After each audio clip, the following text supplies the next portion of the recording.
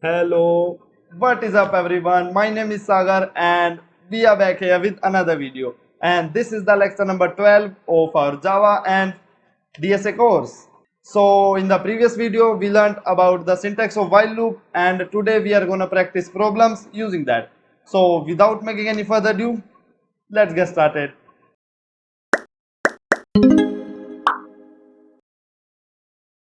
So first let me create the Java class here in my package. Lecture 12.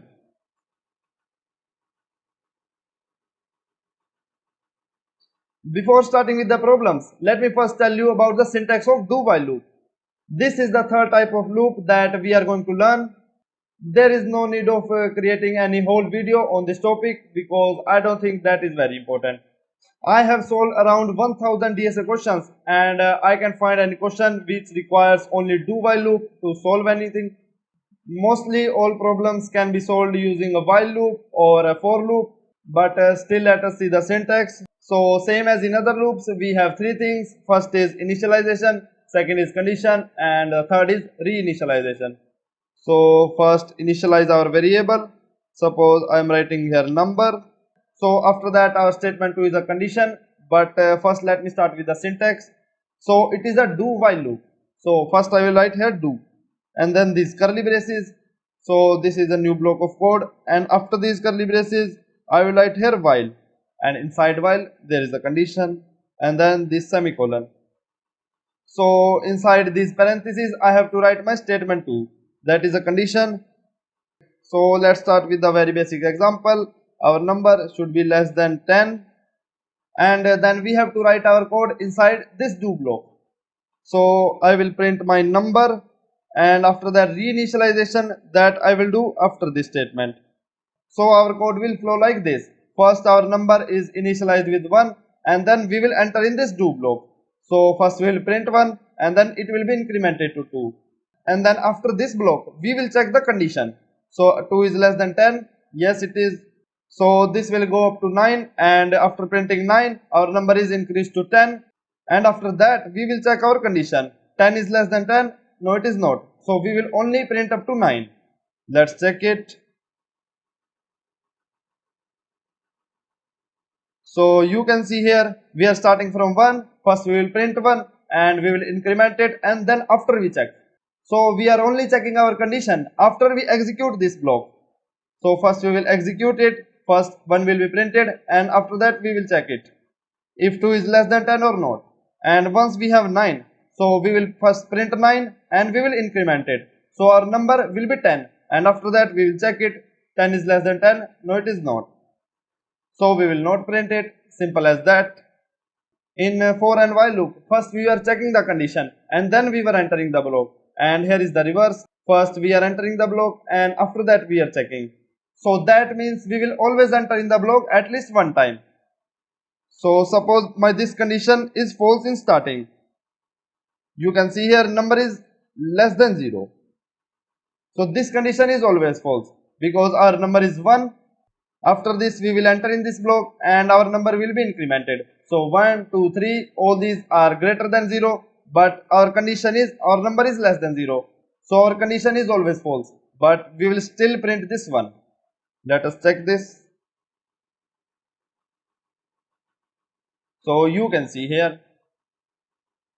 Let us check it with the debug pointer. Debug. Okay.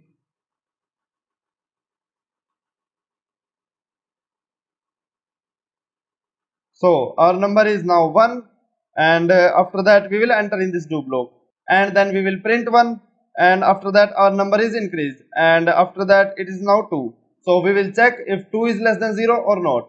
No it is not. So we will not print it and we will quit. So basically that's how do while loop works. And now let's start with the practice problems. First I will comment all this. So today we will be more focusing on problems using a number. So our first problem is find maximum digit of a number.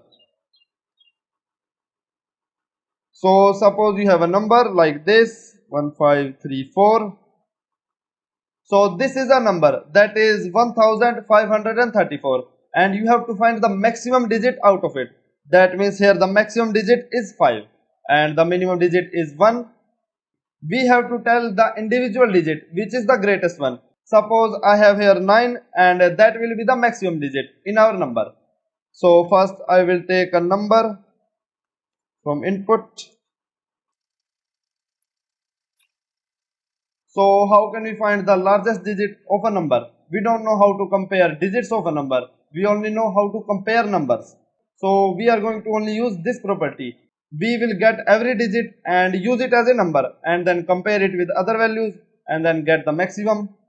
But now the problem is we don't know how to get digits out of a number. Okay, let us see that on whiteboard. So suppose we have a number here 21. We know that a number have a pairing of tens. That means we have only 10 digits from 0 to 9. There are only 10 possibilities. So this number also have a pairing of 10. So this 21 is a 10 plus 10 plus 1. So this one is our unpaired number and we have to find that one. So we have to find the unpaired number and we know we have a pairing of 10. So we will divide this 21 with 10 and now the result will have the unpaired number.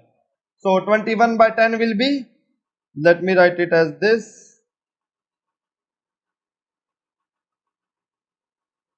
21 divided by 10. So this will be 2 and here 20. So the remainder will be unpaired number. You can see here. Let us see it with some another example. Suppose we have some number here. Suppose we have pairing of only two numbers, that is 0 and 1. So I will write here 1011, that is pairing of 2's. That only have pairing of two number, that is either 0 or 1. And suppose I want to find the unpaired bit, that is the last bit. So I will write it as this. I will divide this number with 2 and the remainder will be this last digit. So I will write here 5, it will be 10 and then 1 1. I will write here again 5. So you can see here the remainder. You can see here still the remainder is the last unpaired digit. So that's how we can find the last digit of a number. And let us see it with another example. Suppose we have a number 54 and we have to find the last digit. There are total 10 possible digits. So we will divide it with 10 and 10 5 is 50 and the remainder is 4. You can see here. So now we know that we can get the last digit of a number using a modulo operator because modulo operator returns the remainder. So 54, let me write it here, 54 modulo 10 will be 4. So we have the last number and after that we have to find 5 because we have to find all the digits. Let me write it here. So we know that 55 modulo 10 will return us 4 because here in our 54, 4 is our last digit and we can only find the last digit with this property. So if we want to find 5, suppose it is not 54, it is 154, then this will be the same output. 154 modulo 10 will be also 4 because we will be dividing it with 10 and the remainder will be 4. So what can we do now? Once we have this 4, we don't need it anymore in this number. So we will remove it. And how can we remove it? We can simply divide our number with 10. So I will write here 154 divided by 10 and that will be 15. So let me draw it. So first we have 154. So we will find the remainder. So we will use this modulo operator because it will return us the remainder 154 modulo 10 because there are total of 10 digits 0 to 9.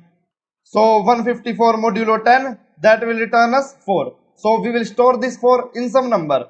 Suppose I have a, that will store us 4. And after that we will divide this 154 with 10.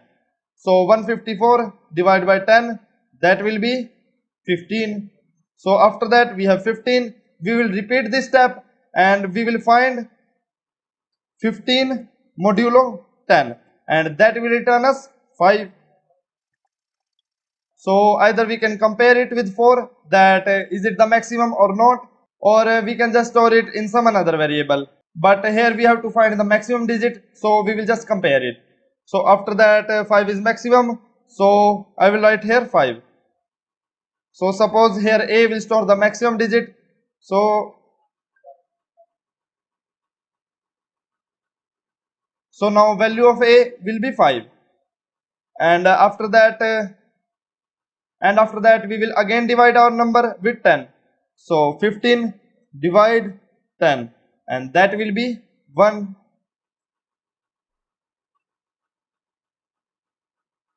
So 15 divide 10, it will return us 1. Because when we are dividing our number with 10, we are removing the last number. So we have 15, then 5 will be removed, and we have here 1.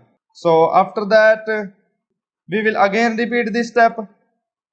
We will write here 1 modulo 10, and now that will return us 1. So 1 modulo 10 will be 1, and we will check it with our 5, and 5 is the greater one, so we will keep it. And after that we will again divide our number with 10. 1 divide 10, and now that will be 0. So 1 divided by 10, it will be 0. So now we can say we compared all digits and find the maximum one. But how can we do it in our code? You can see this thing is repeating 1 modulo 10 and then 1 divided by 10. So this thing is repeating until we have 0.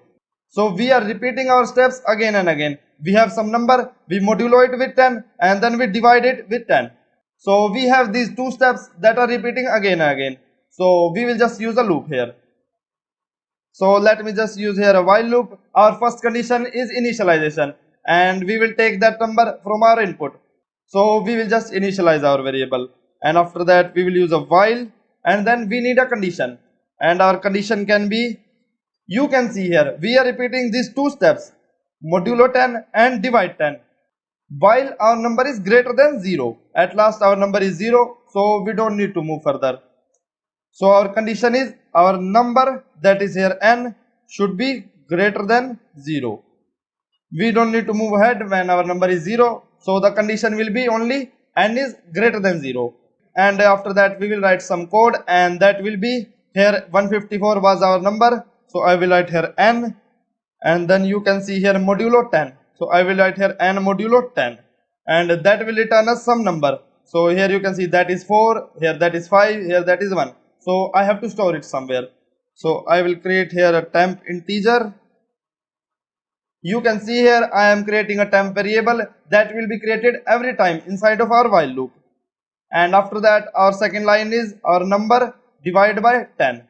So I will write here the same, n divided by 10, and we also have to store it somewhere. So let us say I am storing it in some another temp variable. And after that our third statement was the reinitialization, and that means we have to change our this n number because it is compared and it is initialized. So we have to make changes in our n variable, and that will be, you can clearly see here, first our n was 154, and then our n was 15, and after that our n was 1. So you can see here when we are dividing some number with 10, we are storing it back to n. So that means we don't need to create here another temp. We will just write it as this, n equals to n divided by 10, because here first n was 154. That is why we are using 154 modulo 10, that is n modulo 10. And after that we are dividing n and getting some another number. And after next iteration, this will be our number which we get after dividing. You can see here these are the same numbers. And also these are the same numbers, and that is why we are dividing and storing it back to n. So this is our statement 3, this is our statement 2, and this is statement 1. But here in this program, our main task is to find the maximum number. So first I will create a variable that will store the maximum. And I will initialize it with 0 because the minimum possible answer that we can have is 0. The minimum possible digit is 0. And after that, inside our loop, we can see here this is temp, and we are storing every digit in it. You can see here first it have 4, then it have 5, and after that it will have 1. So we can say our temp will store every digit. And after that we only have to compare our maximum variable with this temp. So if our temp is greater than maximum, then we have to reassign maximum, then maximum will be temp. Okay, let us use one-liner. Okay, let me just write here current digit.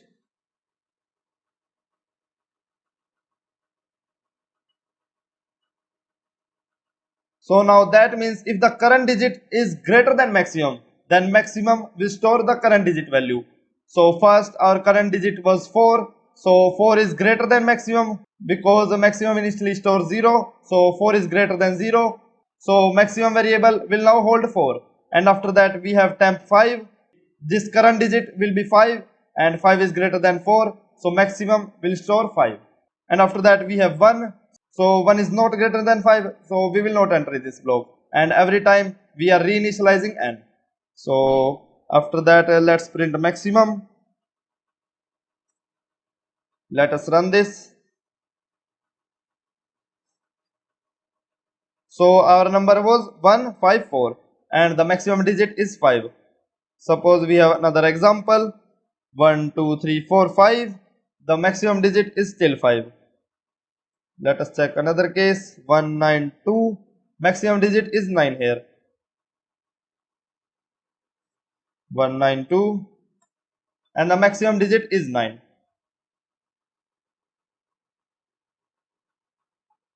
Suppose I am writing here negative numbers minus 54. So the answer is 0. Now this is because this condition is always false. Our number is negative. So number is not greater than 0. So we will not enter in this while loop. And we will just print our maximum value, that is initially 0. So how can we handle this case? We will just write here if number is less than 0. That means our number is negative. So we will just make it non-negative. We can just write n equals to minus n. So using this statement, our number will be considered as positive number. So let's run this. We have minus 54. The answer is 5 because when we are entering a negative number, here n will be less than 0. So n will hold the value of minus n. Minus 54 and minus of minus 54 will be positive 54. So this was the cool program to find the maximum digit of a number. And after that, let's move to our next problem,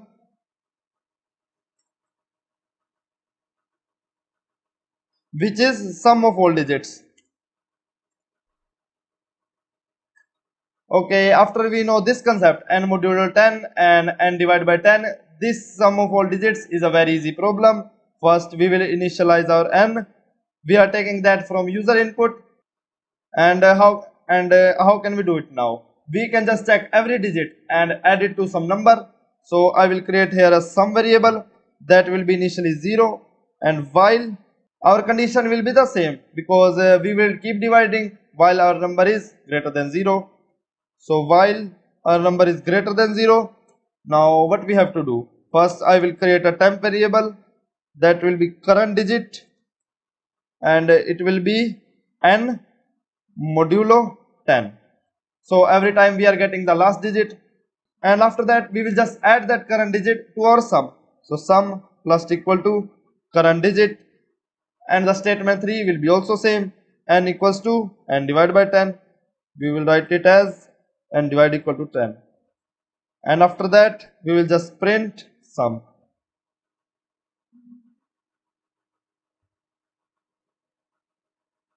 So suppose my example is the same 154. So the sum will be 10 because 4 plus 5 plus 1, and it is 10.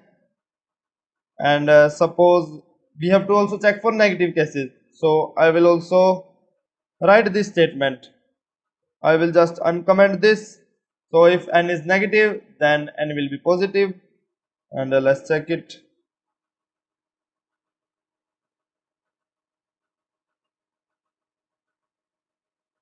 So if n is minus 154, then it will be still 10, and it is. So if we have 909, then it will be 18. Yes, it is. So it was just another cool program using all the same concepts, and I will just comment it. And now let's move to our another question, and that is the exact same, where we have to find product of all digits. So I will just copy paste the above program. So we have to find here product. So while our number is greater than 0, then we will get the current digit, and after that we have to multiply it every time. So product multiply equal to current digit, and we will keep dividing our n. So I hope this will work. Okay, and we have to also initialize our product with 1, because multiplying anything to 0 will remain 0. So suppose our number was 154, so the result will be 20. And if we have negative numbers minus 1, 2, 3, then the result is also same. And when we have 909, then the result is 0. So suppose when you have a digit 0, then you have to skip it. So we will just use here continue keyword.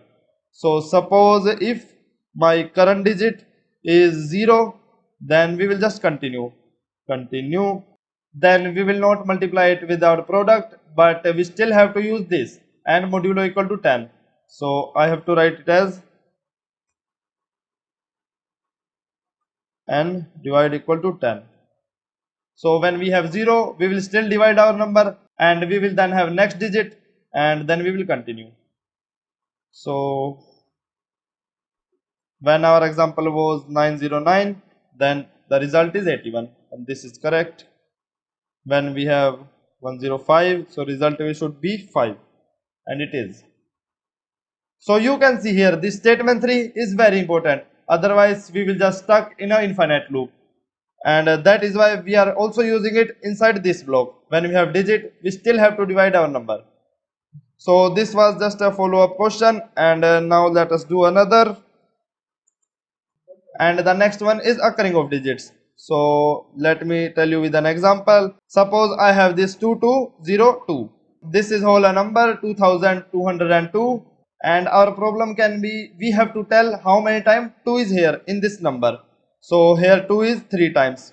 So our answer should be 3. But how can we do this? We can just use the same property. We will just check every number whether it is 2 or not, So we will just use the same thing, and first we were taking n sc dot next int. Let me comment this, and I will copy it. So if my n is negative, it will be positive, and we will also take another input, because we should have one number which we will check for repetition. So I will write it as x, that will be sc dot next int, and I will use here the same condition. If x is negative, then make it positive, and I will use here a while loop while my number is greater than 0. So first step will be I will get a current digit, that will be n modulo 10, and then I have to check whether this digit is x or not. So I will check if current digit is x, then I will increase my answer. That means I have to also create answer variable, that will be 0, because at starting we don't know how many repetitions are there. So if my current digit is equal to x, then my answer will be increased. And after this condition, I will just write here n equals to n divided by 10. So this is statement 3, this is statement 2, and this is 1. So let's do it. So suppose my number was 2202. So there are 3 occurrences of 2. And now I also have to tell which number I want to check for occurrence. So I will check for 2. And okay, we also have to print this answer as out answer.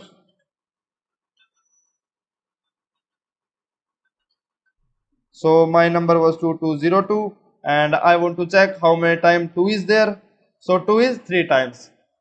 So suppose my number is 99999 and I have to check how many 9s are there. So my x will be also 9 and it is 6 times. 1, 2, 3, 4, 5, 6.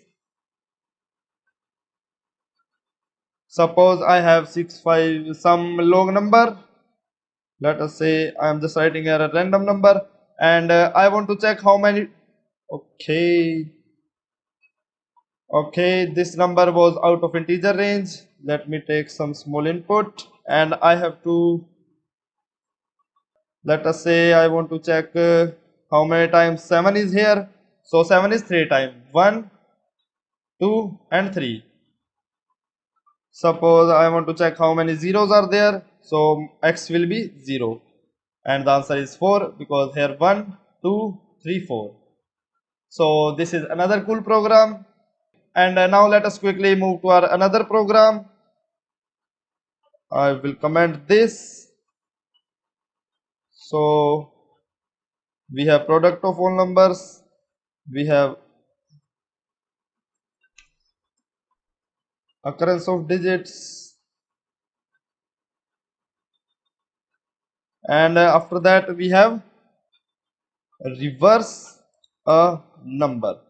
So how can we reverse a number? Suppose my number is 123 and after reversing it I have to print 3 to 1 as an integer number. So I have this 1 2 3. After repeating all the digits, first 3 then 2 then 1, it is also a number. So I have to reverse the number and then print it. But how can we do it? We know with the cool property we are getting this. First we are getting 3 and after that we are getting 2 and then we are getting 1.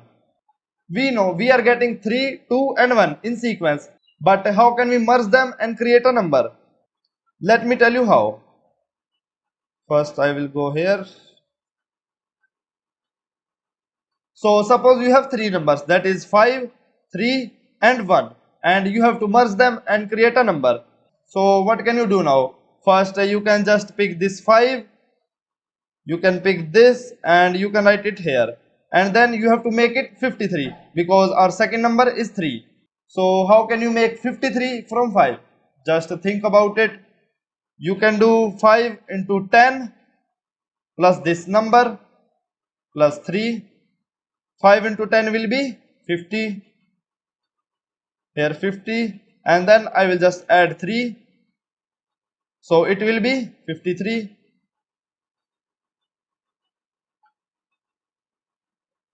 I will do here the same thing.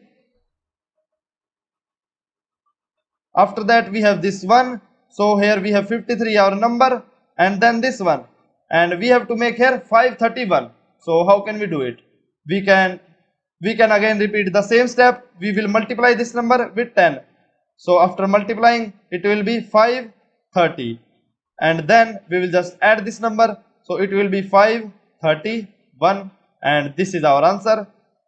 That means if we have all the digits, that is 5, 3 and 1, then we can merge them and create a number.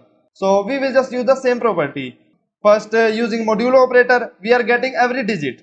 So if we have 1 to 3, we are getting every last digit. So first our current digit will be 3 and we will hold it, and after that our current digit will be 2. So we will multiply 10 with 3. So it will be 30 and then add 2. 3 into 10 plus 2, it will be 32. And after that we will have current digit equal to 1. So we will have 32 into 10. It will be 320 and plus 1. So it will be 321. So let's write this program. Our n is starting from user input. And then we will start a while loop while n is greater than 0. So first we will take that current digit from our number n modulo 10. That's how we are getting every time last digit. And after that we have to store our answer. So that's why I will create a variable that will be answer. I will tell you why I am initializing it with 0, but let it be. So what I am doing in every step, you can see here. First I am multiplying my number with 10 and then adding the next number. So I will do here the same thing. So first I am multiplying my answer with 10. Answer multiplied 10. And after that I am adding the current digit. So plus current digit, and I want to store it back to answer. And that's how first the answer was 53, and at next step it will be 531. So I have to store it back to answer because I am storing my final answer in this. And after that I have to just reinitialize and divide by 10. So that is it. Let's run this. S out answer. Suppose my number is 123 and it is correct answer 321. Suppose I have this 1 2 3 4 5 6 and it is also giving the correct answer. Suppose I have 0 somewhere and it is still giving the correct answer, because when we have 32 we will multiply it with 10 and it will be 320, and then we are adding the current digit, that is 0, so it will make no difference. So it will be 320 and then it will be 3200, and then at last we are multiplying with 10, so it will be 32,000, and then after adding 1. So the answer is correct. But why are we initializing it with 0? Because I have to store this number as it is. Suppose when my answer is initially 0, so at this step our current digit will be 3. So this variable is 3, and at next step we are multiplying answer with 10. So 0 multiply 10, it will be 0. And after that we are adding the current digit. Current digit is 3, so 0 plus 3. The result is 3 and it will be stored back to answer. So answer will be 3. So that's why I am initializing with 0, because when we multiply 0 with 10, it will be 0. And then current digit will be assigned as it is. 1 to 3 will be 3 to 1. But suppose I have some case like this. When I have 1 2 3 0, it will give me 3 to 1. Now that is because if I reverse this number 1 2 3 0 will be 0 3 to 1, and taking it as integer 0 3 to 1 will be 321. So our answer is still correct. So I hope this is enough.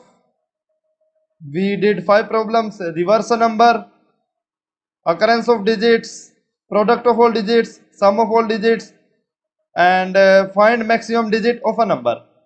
And we also learned about do while loop. So today this was a very amazing property that you should know about numbers.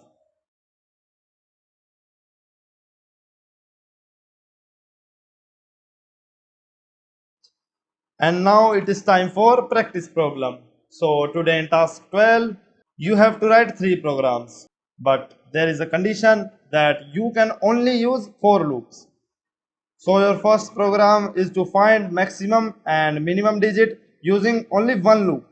Today in this video, we learn how to find maximum digit of a number using a while loop.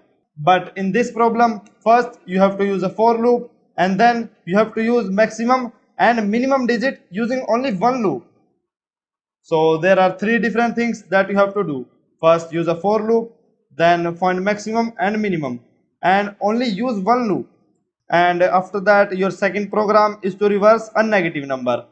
And that means if we have minus 1 to 3, then the result should be minus 3 to 1.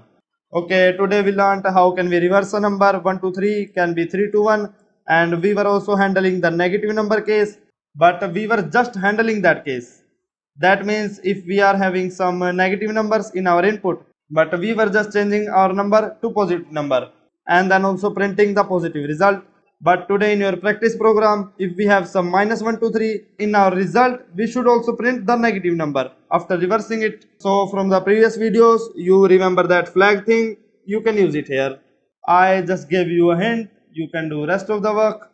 And your third program, or we can say problem, is optional, that you can practice all the problems using a for loop. So like finding the maximum digit, it is covered in our first program, and after that reversing a number, it is covered in the second program, and the rest of the programs like sum of digits, product of digits, and occurring of all digits, that's an option. You can do it if you want, but I will suggest you to do this for your own benefit, for practicing and getting comfortable with for loop, because it is a very important thing, right? After all, do share your codes in the comment section and you will get a huge shout out in the upcoming video. So that is it for today, everyone. If this video is helpful, go hit that like button. Also subscribe to our channel and don't forget to share your views in the comment section. And I will see you in the next one.